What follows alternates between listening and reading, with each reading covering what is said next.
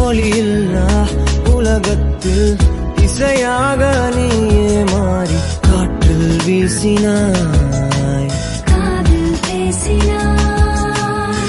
மொழியில்லா மௌனத்தில் விழியாலே வார்த்தை கோர்த்து கண்ணால் பேசினாய், கண்ணால் பேசினாய். 100 ஆண்டு உன்